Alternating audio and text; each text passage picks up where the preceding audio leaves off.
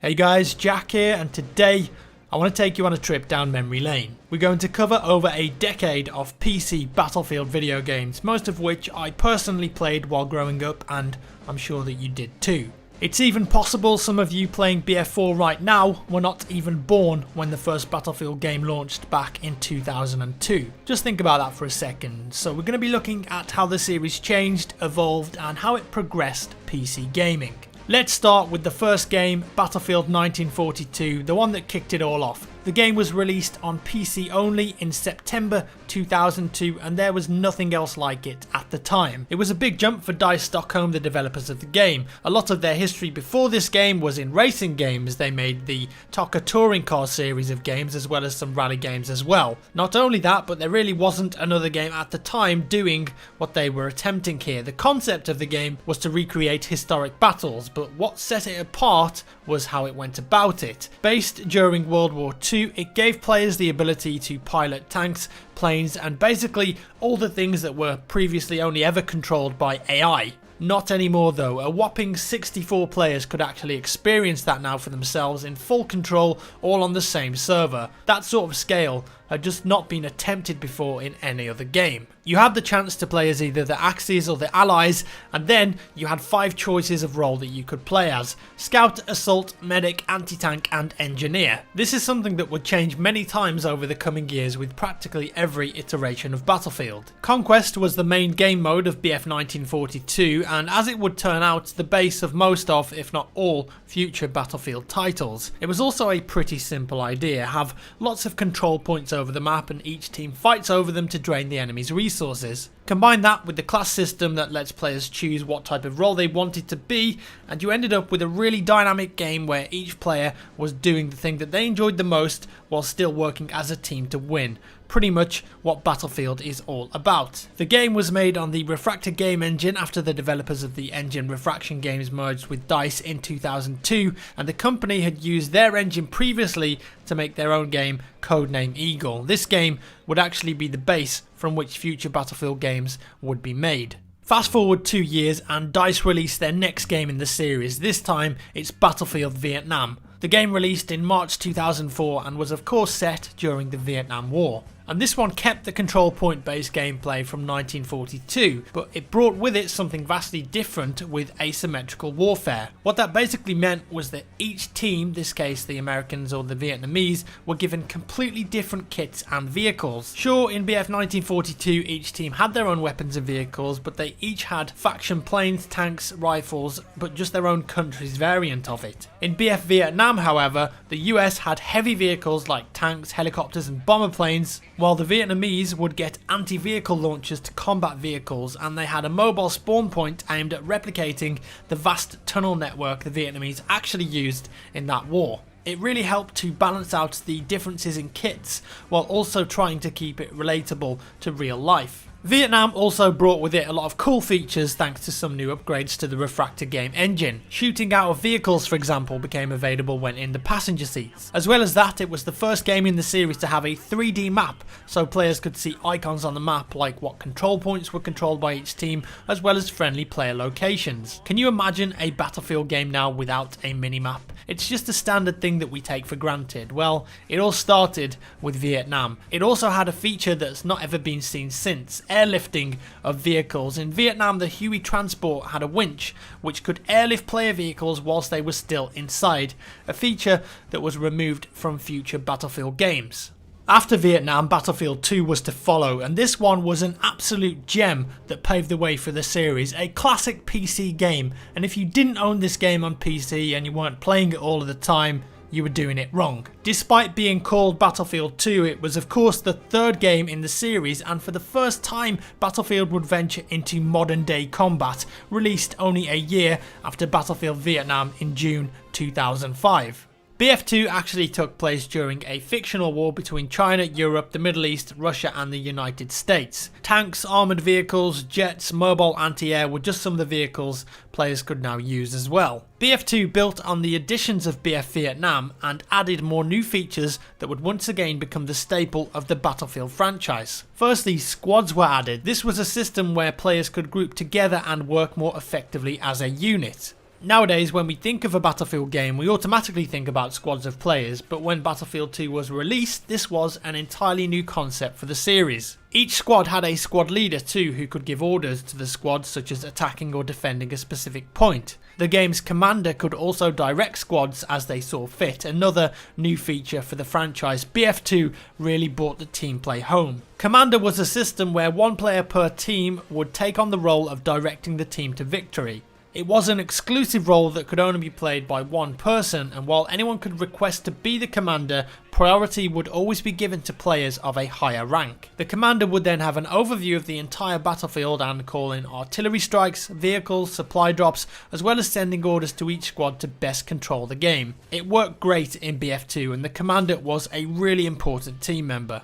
Although BF2 also supported full 64-player battles, it offered players a new option how to play. It allowed us to use 16, 32 and 64-player battles, and if you played the smaller versions of the maps, it would actually shrink them down somewhat, so you've got a tighter, more action-packed experience. Oh, and it was only when BF2 released that sprinting was an option. BF 1942 and Vietnam had no ability for the player to sprint. Just imagine that. BF2 also added in the Battle Recorder system, a system that allowed the recording of gameplay from a server that the player could then go back and watch afterwards. You could change camera angles as well as watch certain players, and it enabled the creativity of players to come to life, creating awesome videos and machinimas. It was a fantastic tool to have in a Battlefield game, but unfortunately this is one of the last times we would see it, as it was never added to any future Battlefield games.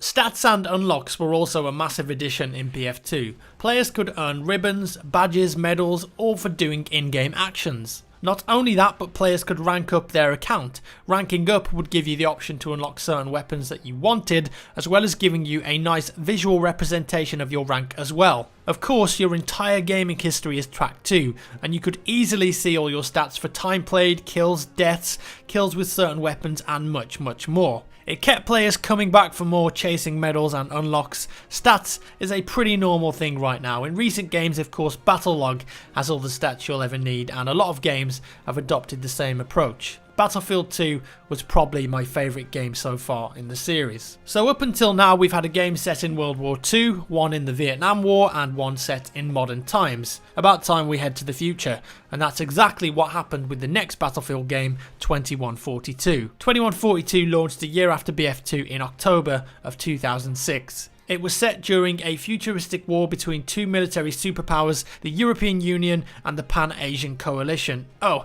and it also took place in a new ice age as well. Lots of snow incoming. It was also the first Battlefield game to be released after EA had fully acquired the DICE studio earlier in the month, just before the game's release after buying up company shares. Conquest was still the main game mode in 2142, although there would be a number of different variations on it where different teams would start with certain flags. It was the new game mode though that set 2142 apart from its predecessors. Titan mode would see two teams trying to destroy the enemy team's Titan, which was a futuristic ship hovering in the sky covered by a shield. It was a battle of two parts. Firstly, the teams would fight over the anti-missile silos on the ground, and by controlling them, you would then do damage to the enemy's Titan shields. Once the shields dropped, you've got another way to destroy the Titan by boarding it, using assault pods from the APC vehicles that would launch players into the air and enable them to land on the Titan. When you were inside, there were 4 reactor consoles that must be destroyed before then destroying the main reactor core. It was something completely fresh, and I think a lot of fans miss this game mode today, myself included. It did make a return of sorts with the Carrier Assault DLC in Battlefield 4, but it never quite lived up to the original's charm.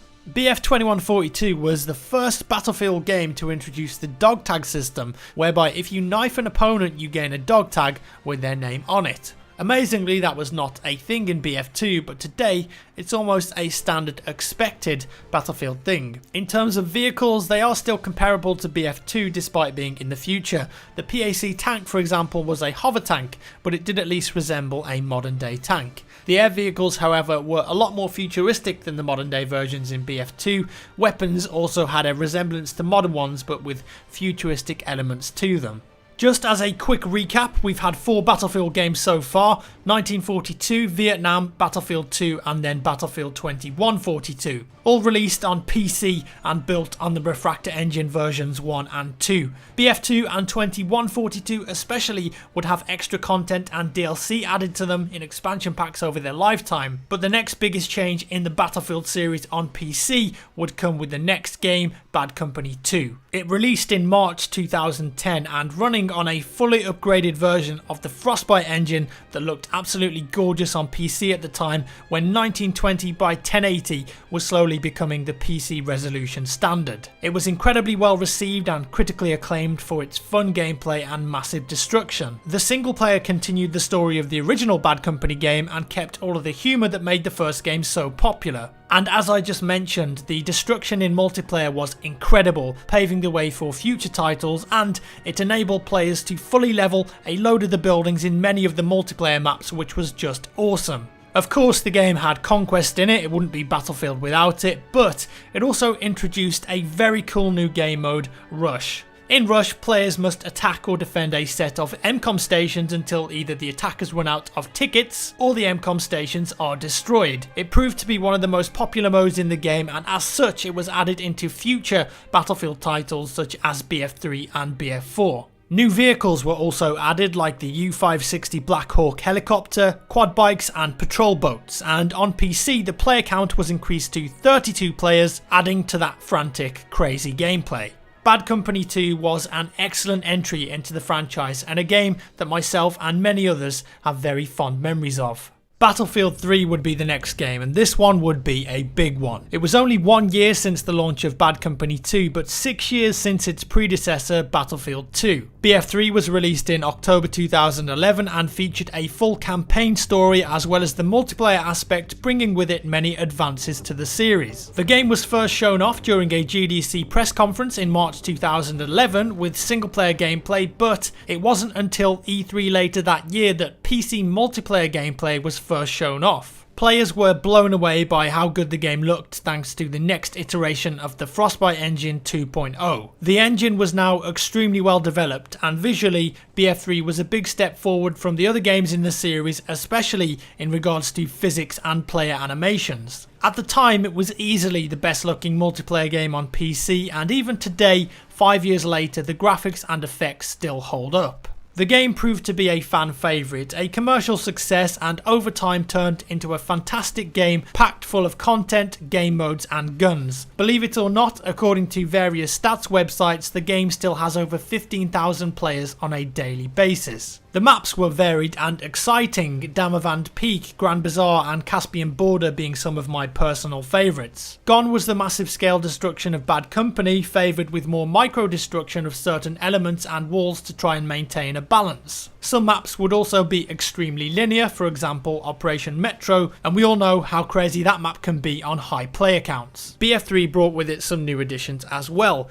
Most notably, the game was no longer launched from the client, but instead using a brand new system that you loaded in your web browser called Battlelog.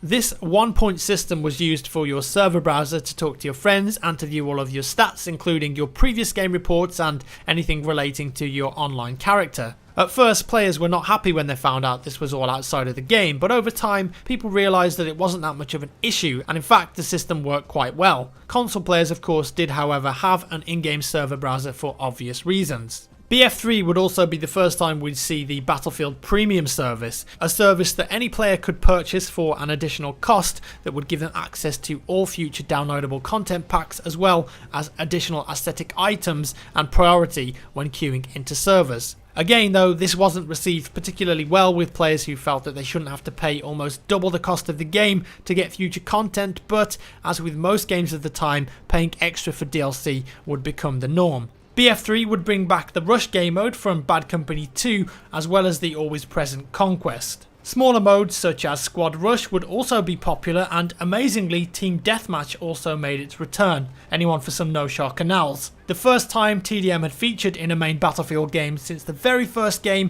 1942. It was actually missing from all previous games. The inclusion of Easter eggs would also start to become a big thing in Battlefield titles. Sure, small Easter eggs had been in most of the games already, but BF3 had a really well hidden audio Easter egg, if you remember, called the Goldfarb audio clip. That one was a killer. Of course, when BF4 would come out, the whole thing was taken up a notch. And Battlefield 3 also spawned so many fantastic YouTube videos despite not launching with a spectator mode. In fact, modders would end up making a custom free camera tool so that players could join servers, spectate private games and create custom content. Players would use the game to create fantastically creative machinimas. Robert Stoneman's one is my personal favourite, or just generally cool moments of crazy only in Battlefield gameplay. BF3 still holds up as an excellent 64-player multiplayer game with a dedicated fan following. If you haven't played it, go and check it out, you won't be disappointed.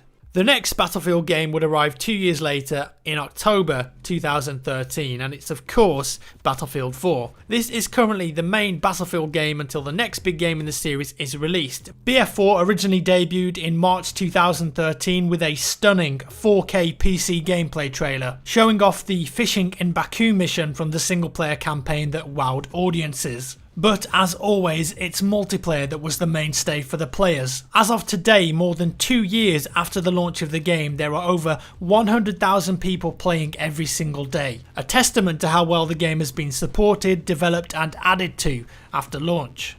Levolution was the main selling point for BF4 multiplayer, and it was one of the main things that was showcased when the game was first announced at E3 in June 2013. I'm sure most of you are fully aware of what Levolution is, but for those who aren't, it's a feature whereby the players in game can cause level changing events such as bringing down the skyscraper on Siege of Shanghai, for example. Some people loved it, some people hated it. There were also weather related events like the storm coming in on Paracel Storm, for example, or the dust storm in the Gulf of Oman in a future DLC. In terms of gameplay, BF4 would be very similar to BF3. The four classes were still the same, albeit a few small differences in weaponry and gadgets: Assault, Engineer, Recon and Support. The squad system would also see the size increased from the 4-player squads of the last 3 games up to 5 players. BF4 was once again powered by a new iteration of the Frostbite engine, Frostbite 3. The latest version of the engine would bring with it a load of new technology that could be used to make games look almost lifelike in certain circumstances. Battlefield 4 was also responsible for creating the CTE or Community Test environment.